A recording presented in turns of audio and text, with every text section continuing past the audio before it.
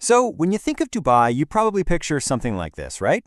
A crazy, glittering skyline of impossible towers, supercars everywhere, just pure ambition rising straight out of the desert.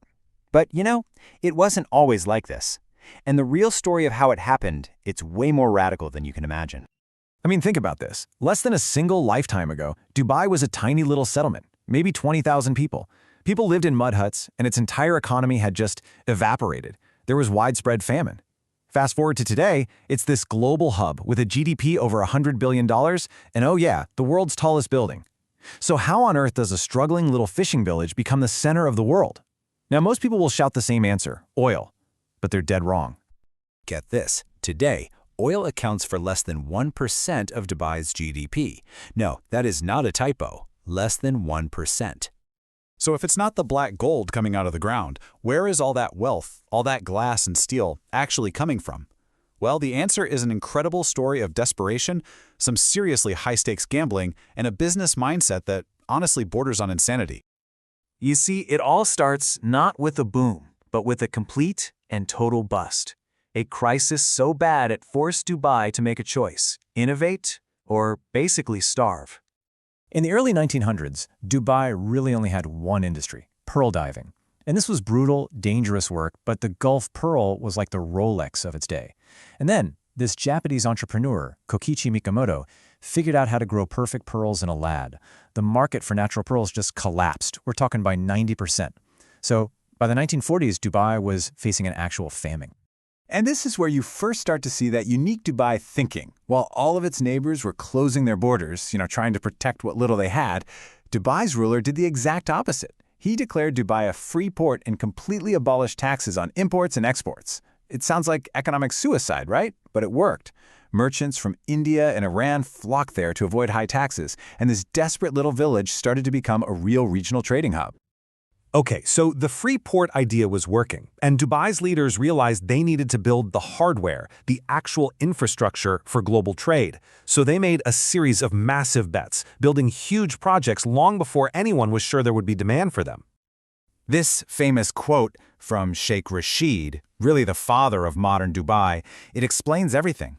He was absolutely terrified of returning to those starvation years. He knew that any boom from a single commodity, whether it's pearls or oil, which they found in small amounts later, was temporary. The only way to truly survive was to build something permanent. And that philosophy led to this ladder of just massive infrastructure bets. First, back in the 1950s, he took out a huge loan to dredge the Dubai Creek. This let big ships dock for the first time, turning Dubai into a major re-export hub. Then, in the 70s, he built Jebel Ali, the world's largest man-made harbor, miles out in the empty desert.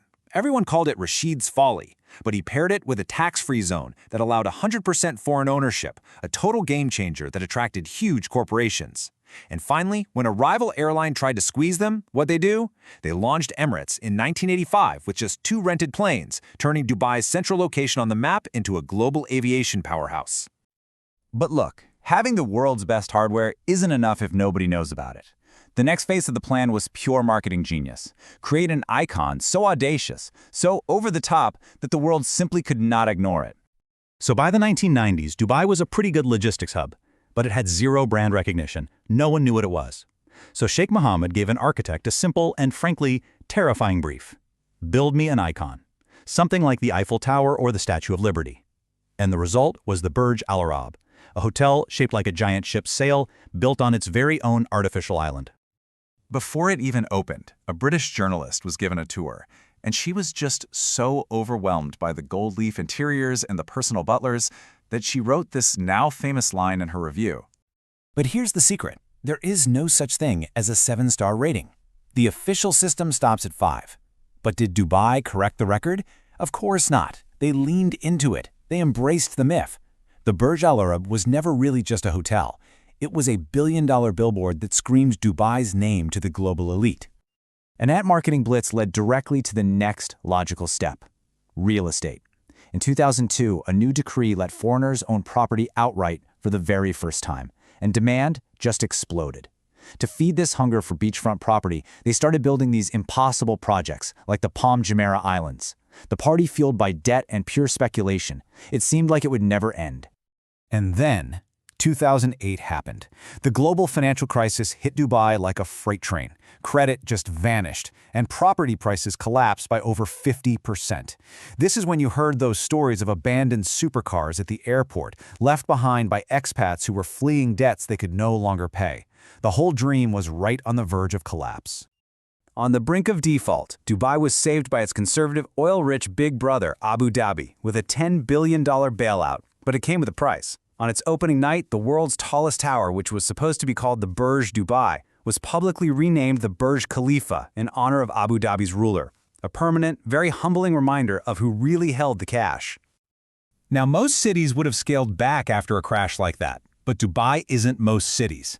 It restructured its debt and then pivoted to a new, and you could argue, its most brilliant economic strategy yet. Dubai basically positioned itself as the Switzerland of the Middle East, a neutral, stable bubble of safety.